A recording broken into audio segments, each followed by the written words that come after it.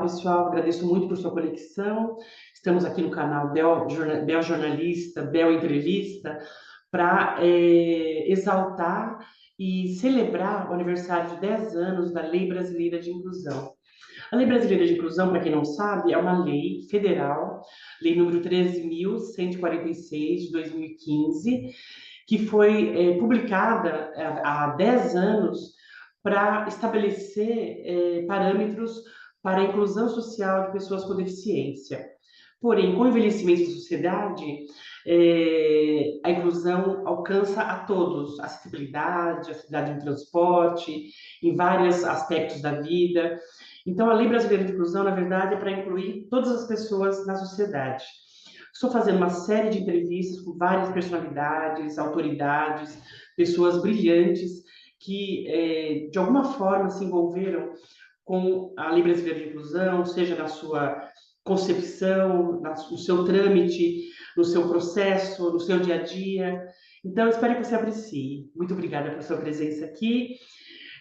Agradeço demais se puder compartilhar esse vídeo, porque vale a pena, são informações importantes que interessam a toda a sociedade. Muito obrigada. Olá, eu estou aqui com o professor, o grande amigo Hélio Araújo. Uma honra falar contigo, Hélio.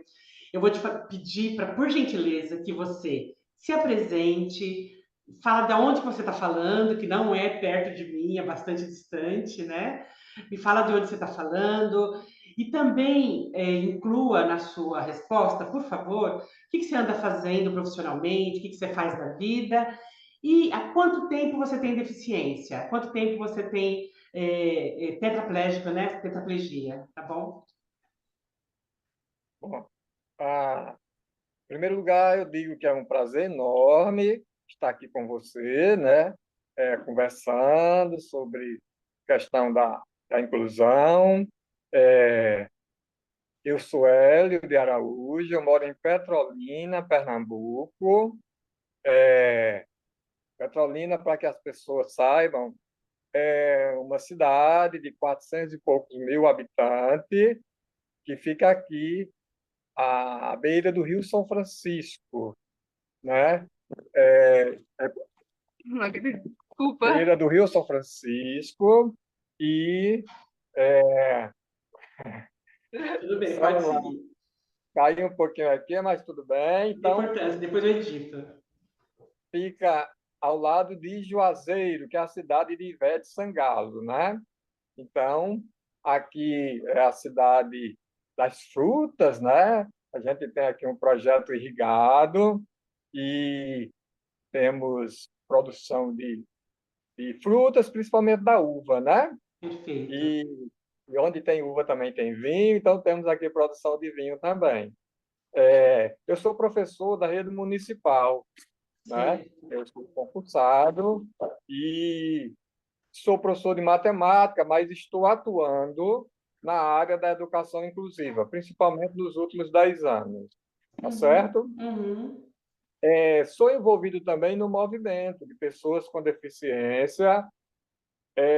Esse movimento, inclusive, já existia antes mesmo de eu ficar, ter a deficiência. Aproveito e já falo, né, que eu Isso. sou tetraplégico e a minha tetraplegia foi adquirida a partir de um acidente de moto. Então, esse acidente de moto ocorreu porque eu estava pilotando embriagado, né? Eu estava aqui numa rodovia, fui pilotar depois de algumas cervejas, né? Ingeridas algumas cervejas, e aí passei, por conta da cerveja, ter uma atitude, vamos dizer, irresponsável, e acabei caindo. Aí aconteceu de eu quebrar a quarta vértebra. Então, eu tenho uma tetraplegia nível 4, Há quanto tá? tempo, velho? 41 anos atrás, viu? Foi no dia 9 de junho de 1984. Na época eu tinha 21 anos, hoje eu tenho 62. Geralmente eu brinco que agora eu sou um homem sexy. sexagenário, né? Verdade. Que bom. Grande prazer Então, estar te recebendo. A nossa, eu te convidei, né, para você conversar com a gente, porque você é uma pessoa, há muitos anos eu te conheço, acho que para pelo menos aí uns 20 anos, né, nessa caminhada em prol da inclusão, em prol dos direitos das pessoas com deficiência. E nós estamos aqui para a gente celebrar os 10 anos de publicação da Lei Brasileira de Inclusão, né? E há 10 anos atrás, em 2015, Hélio, a gente nós ficamos mais de 10 anos construindo a LBI, né? Ficamos, na verdade, 13 anos construindo o que era antes, não era a LBI, era o Estatuto da Pessoa com Deficiência. E eu queria saber de você, Hélio, na época, quando foi aprovada a Lei Brasileira de Inclusão, quando ela foi publicada, se você mantinha alguma expectativa em relação à lei. Opa, agora temos a Lei Brasileira de Inclusão, temos a LBI. Eu gostaria de saber a sua expectativa e se ao longo desses anos, desses 10 anos, se a sua expectativa foi atendida, se a sua expectativa foi realmente contemplada. Me fala sobre isso. olhe, Bel, eu queria voltar um pouquinho, se for possível. Eu lembro que aqui na minha cidade, o pequeno grupo que a gente tinha de pessoas com deficiência, a gente já se mobilizava para constituinte. Na época em que Brasília estava ali se movimentando, ou estava terminando de se movimentar para fazer a nossa Constituição, logo em seguida vieram os movimentos para, né, as leis estaduais e também as municipais, e aqui na nossa lei maior municipal, nós fizemos aqui encontros, né? E um desses encontros em 1990, em 89, olha, a gente já reivindicava algumas leis municipais. Então, na verdade, eu sempre fui muito otimista em relação a gente buscar criar leis para que, pouco a pouco, a nossa inclusão viesse a ocorrer de fato, né? Então, em relação especificamente à LBI, eu acompanhei um pouco aquele estresse todo de reuniões, propostas, demorava, acompanhei de longe aqui via internet, né? E eu sempre acreditei que a gente pudesse sempre ter um momento melhor de inclusão a partir de todas as leis, e a LBI mais ainda, porque ela foi muito comentada, divulgada, foi feita aquela expectativa toda. Eu acredito que parte dela eu já me sinto contemplado, tá? Eu acho que algumas coisas, e aí eu prefiro ver um pouco da minha cidade, o que é que eu percebo aqui que acho que a LBI tem influência nisso. Por exemplo, a nossa rede de ensino, ela tem melhorado assim, essa questão, por exemplo, de sala de recursos, que é um equipamento importante, né? Aquela sala em que geralmente fica uma professora do atendimento especializado, né? Essa professora fica naquela sala e ela dá um apoio, né? Complementar ou suplementar àquele aluno. Então, normalmente, no horário oposto ao horário regular, essa professora geralmente atende o aluno 2 vezes por semana. Isso é uma coisa do Brasil inteiro, né? A gente sabe. Isto onde nas cidades que estão melhores, vamos dizer, estruturadas, né? Então, aqui eu percebi o aumento dessas salas na rede municipal, quer dizer, a maioria das escolas tem pelo menos uma professora de AE, algumas têm 3, 4, a depender do tamanho dessa escola. E eu também observei que era um grande problema, era alunos que precisavam de ter um assistente ou uma assistente, alunos que têm uma limitação bem maior, né? Paralisado cerebral, um, principalmente os autistas, pessoas com deficiência intelectual mais severa. E antes, quase que não havia, ou havia poucos assistentes. E agora, sempre que se constata a necessidade desse auxiliar, aqui, pelo menos, tem sido atendido. Eu acredito que já já tem a ver com a LBI, ou inclusive outras vezes que vieram de lá para cá. Aí eu já senti isso. Talvez eu não tenha sentido ainda em relação à questão do trabalho, essa questão de reserva de vagas, tal. Aqui tem um problema que me parece que é no Brasil inteiro, que é essa questão do empresário querer sempre aqueles, entre aspas, né, eu diria, aquele da deficiência leve. Exemplo, entre eu, que sou um tetraplégico, e alguém que chega, por exemplo, com uma muleta, é quase certo que seja, né, admitido aquele que tem muleta. Geralmente, ninguém vai observar muito o esforço que aquela pessoa com deficiência já fez para se qualificar. Então, isso ainda é um problema muito sério, né? A gente precisa Entendi. melhorar mais. Eu acho que a fiscalização, né? A justiça tem que fiscalizar mais e cobrar mais. Nesse aspecto, eu acho que a gente precisa melhorar, né? Mas, Entendi. respondendo diretamente, eu creio que a gente teve uma melhora razoável, viu? A partir da lei. Teve um avanço, né? Sim. Certo. Hélio, falando de inclusão, tá? A legislação, a lei é no campo jurídico, no campo da legislação, né? A LBI. Falando sobre inclusão, você que é professor e está assim, constantemente no seu cotidiano, o ambiente escolar faz parte da sua vida. Inclusão, ela é construída na família antes da idade escolar ou é construída na escola, independente das salas especiais, né, os recursos diferenciados para quem tem limitação, para quem tem uma restrição, a inclusão propriamente dita, considerando os demais alunos sem deficiência, a inclusão ela é construída em casa, junto com a família ou na escola? Eu acredito que em casa, teoricamente, deveria ser o lugar onde essas, digamos, atitudes de incluir deveria ser mais concreta, não é? Porque o que é que eu percebo?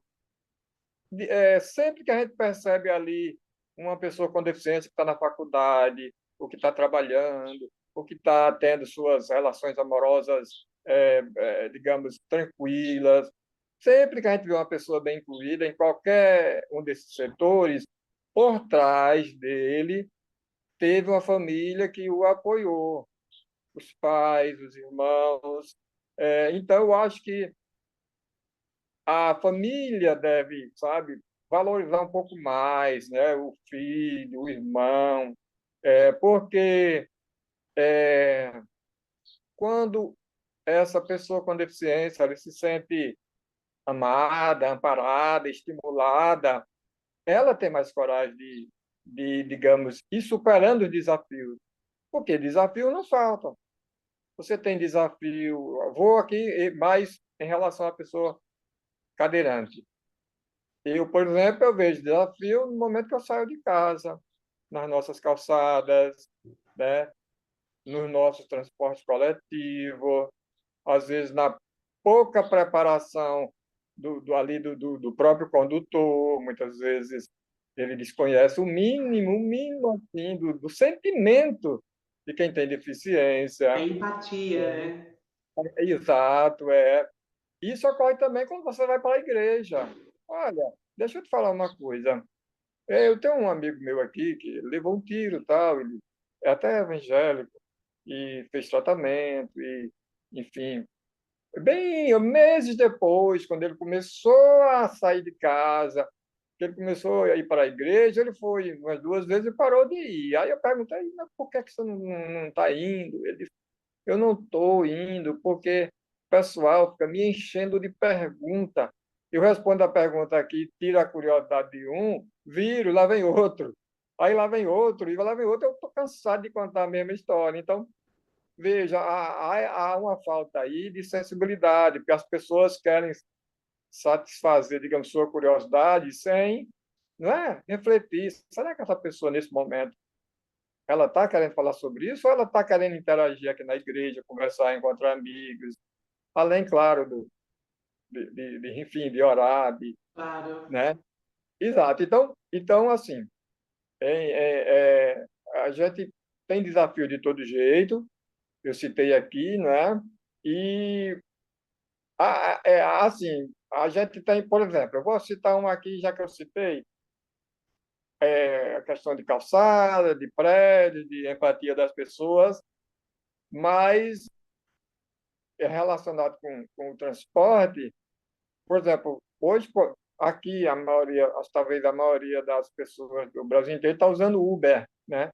Então, o Uber está uma maravilha para todo mundo, porque é relativamente barato, é prático, mas para a gente que é cadeirante é um problema. Quer dizer, é um problema assim. Talvez, eu não sei, me parece que o dispositivo, eu acho que não tem. Aí, se eu tiver equivocado, alguém depois pode, quando ouvir, pode comentar. Que eu saiba, não tem um dispositivo para você avisar, olha, o cliente é cadeirante. Porque o que acontece é que E o muitas vezes o carro, Uber... inclusive o carro tem que ter acessibilidade, né? Exato, também. Isso. Então, o que eu mesmo estou tendo, o meu carro aqui quebrou, e aí eu estou tendo esse problema, porque na hora de pedir, a gente fica com aquele receio. Será que o carro, né? Ele é um carro razoável, um tamanho razoável, que possa me colocar direitinho com segurança, né? Enfim. Mas olhe, mas depois de eu falar muito aqui, eu acredito que a família é o ponto inicial. Agora, eu conheço casos, eu tenho uma amiga cega, que é professora aqui da rede municipal, ela, assim, ela começou a estudar com 15 anos. Até quando ela começou, ela teve familiares que disseram: para que, menina? Para que estudar? Você não vai poder trabalhar, não sei o quê, não vai evoluir.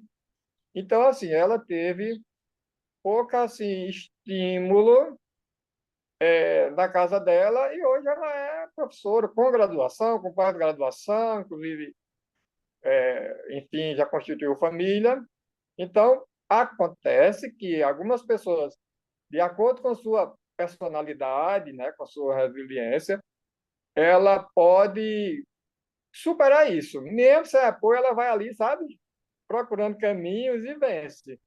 Uhum. Mas se a família puder apoiar, estimular, é bem melhor. Com certeza é um início mais fácil, né? Sim, sim. Perfeito. Hélio, é o seguinte, nesses anos, a gente está completando agora 10 anos da LBI, né? Mas você citou, inclusive, a luta pela Constituinte, as reuniões para estabelecer, né, direitos das pessoas com deficiência, desde a Constituinte, que a Constituição foi publicada em 1988, né? Ou seja, há mais de 40 anos, há cerca de 40 anos. E aí eu queria te perguntar o seguinte, de lá para cá, tá, dos últimos 10 anos, dos últimos 20 anos, a sociedade ela foi mudando, né? E a forma de se comunicar também. Há uns 10, 15 anos, eu, como simpatizante e ativista na área das pessoas com deficiência, na área da inclusão das pessoas com deficiência, né? Participava muito de reuniões presenciais, sabe? Nós íamos na PUC, íamos na Câmara dos Vereadores, lá na Assembleia Legislativa, o pessoal reservava muitas vezes sala em um hotel, no sábado a gente se reunia para discutir, inclusive o Estatuto da Pessoa com Deficiência na época, que estava sendo construído e que depois viraria a LBI, né? E a gente se reunia muito presencialmente. E chegavam cadeirantes, chegavam cegos, chegavam muletantes, né? E o pessoal, inclusive, cadeira de rodas, assim, sabe, aglomeradas. Eu achava aquilo lindo, todo mundo reunido em prol de uma mesma causa. Com o advento da internet, das redes sociais, as pessoas, os encontros presenciais, eles foram se rareando. É mais difícil hoje ter encontros, né, presenciais. No seu entendimento, tá? Você acredita que o movimento das pessoas com deficiência ele foi se esfriando, se desmobilizando em função da internet? Ou você acredita que pela internet é possível ainda a gente se reunir virtualmente e promover algum tipo de defesa dos direitos da pessoa com deficiência? Pronto. Olha, primeiro eu quero dizer que eu também sinto muito falta dos encontros presenciais, Uhum. inclusive na minha cidade. É muito bom quando você está ali pertinho, você toca na pessoa, você conversa, você vê direito a fisionomia da pessoa, você sente o calor humano. É importantíssimo. E foi dessa maneira que eu, 2 anos e meio que eu tinha depois, né, que eu tinha me acidentado, eu já entrei aqui num grupo, e para mim aquele contato, aquele encontro que... Nossa aerolog era quinzenal naquela época, há 30 e tantos anos atrás. E para mim foi assim, eu ganhei uma energia assim, para eu, sabe, querer lutar por minha inclusão, querer sair de casa, querer trabalhar, essa coisa toda.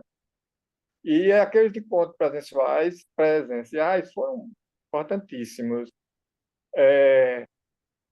Realmente, eu acho que a internet ela ajuda e atrapalha ao mesmo tempo. Nesse aspecto, ela atrapalhou. Agora, claro que, como nós agora estamos tendo esse contato por via, você é em São Paulo e eu aqui no interior de Pernambuco, e a gente está tendo essa possibilidade de fazer esse bate-papo, e esse bate-papo provavelmente será ouvido por várias pessoas que, de repente, vão gostar, vão tirar alguma reflexão. Então, é positivo também. O que eu, assim, gostaria muito é que as pessoas pudessem mesclar um pouco e pudessem usar bem a internet, mas que se encontrassem de vez em quando. Eu, gradativamente, eu fui me desligando de um grupo que tinha aqui, até porque no final esse grupo que me levou, que me tirou de casa, que me ensinou muito, com o tempo, digamos, foi se acabando. Mas eu estava ontem, por coincidência, na reunião do Conselho Municipal de Petrolina, que eu fui um dos fundadores em 2005 e presidi durante 4 anos, depois saí, mas por coincidência de um mês para cá houve eleição e eu voltei a ser presidente. Aí ontem a gente teve uma reunião e um representante de uma associação aqui, ele disse que estava admirado, que eles tinham feito o momento junino deles, assim, tinha uma boa quantidade de pessoas, foi um encontro muito bom. Eu digo, "Oh, que bom, fiquei feliz, né?" Diz que tinha, assim, sei lá, 20 e tantas pessoas com deficiência, talvez mais, né? Eu fiquei feliz. Né? Eu Com não pude certeza. ir, porque não foi possível, mas eu fiquei muito feliz com isso. Mas, assim, os encontros presenciais aqui que eu estou indo, está sendo mais nos momentos da reunião do conselho. Que bacana. E você, então, é presidente do Conselho Municipal das Pessoas com Deficiência de Petrolina Fui fundador em há 2005, 20 anos. durante 4 anos, aí depois saí, aí de vez em quando me colocam como conselheiro, mas agora realmente eu voltei a presidir. Aí Que a gente já bacana. está aqui, pensando em aqui uns eventos, alguma coisa, enfim. Estamos, estamos, digamos, se movimentando, apesar que eu já estou com 62 anos de idade, mas É um garotão, ainda velho. Você é um é, garotão. Você é um é um garoto. menino. É um menino. Minha filha que fica rindo aqui, dizendo que eu Não sou é? idoso. Ah, Perfeito. fica falando da minha careca, não pode, ela está aqui. No seu entendimento, Hélio, os conselhos municipais, estaduais, eles representam, de fato, têm representatividade das pessoas com deficiência? O que você acha? Eu acho que depende muito do grupo que esteja nesse conselho. É, é importante que o conselho tenha iniciativas e possa, de vez em quando, ser um pouco rígido quando, digamos, recebe alguma demanda. Quando encaminhar, cobrar direitinho, porque às vezes ocorre, chega uma demanda, aí fica ali, ou então encaminha, ninguém dá resposta.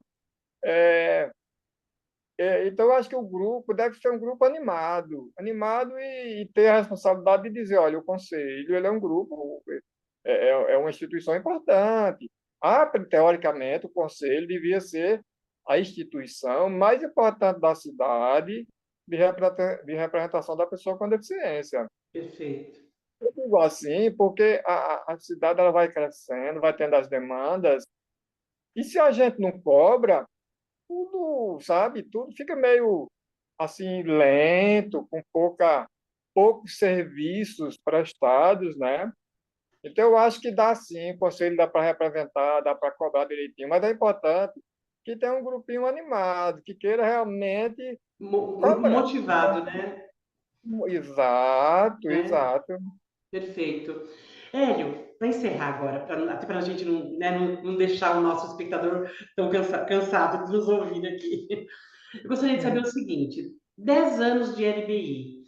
O que está faltando, Hélio? O que está faltando para a lei ser cumprida? O que está faltando para, de fato, a inclusão acontecer no dia a dia das pessoas com deficiência? Olha, eu acho, talvez, essas movimentações a nível nacional, esses movimentos nacionais, se eu não estiver por fora, talvez eu esteja desligado, eu desconheça, mas me parece que esses movimentos perderam sua força. Alguns parece que até foram extintos. Uhum, Então, talvez uma interação maior entre as instituições. Me parece que há um afrouxamento a nível nacional de quase todos os lugares. Há uma desmotivação, me parece. Se eu estiver também das equivocado, você pode organizações sem fins lucrativos. sem fim lucrativo. Ah, não, pois quando parte para alguma coisa que se ofereça, como é que se diz? Sei lá, cargos, emprego, olha, qualquer coisa que envolva qualquer tipo de lucro, você vê muita gente querendo participar. Desculpe a crítica, mas é isso que eu vejo. É a realidade Então, do Brasil hoje, né? é importante que a pessoa se engaje, se movimente em instituições sem fins lucrativos, é ter a consciência de cidadão, ter a Perfeito, consciência de que toda vez que você está lutando por uma causa, todos ganham, todos ganham, a sociedade melhora, não é? perfeito. É isso É como mesmo. a gente sempre, quando a gente estiver desmotivado, é sempre bom a gente pensar nos alunos, assim, naqueles, sabe, crianças, pré-adolescentes que estão ali, que sabem que nós temos uma legislação avançada boa e que está ali estudando, querendo, né, e passando de ano, querendo fazer um vestibular, ou seja, ele tem todo um plano pela frente. E nós, veteranos, né, temos essa responsabilidade de, por meio de nossas instituições, e garantindo que essa criança que hoje está na escola, ela realmente consiga alcançar os sonhos dela, né? É, Perfeito. então, nós temos que estar cobrando, nós temos que estar de olho, inclusive, no comportamento do nosso legislador, do pessoal, que a palavra é difícil, dos nossos parlamentares, né? Para ver que tipo, né, de compromisso a gente, por exemplo, viu aí, circulou a nível nacional de um secretário de Educação de uma cidade do Rio Grande do Sul, que ele, de uma certa forma, ele faz crítica assim, sem sentido, né, em relação ao aumento de alunos, né? Ele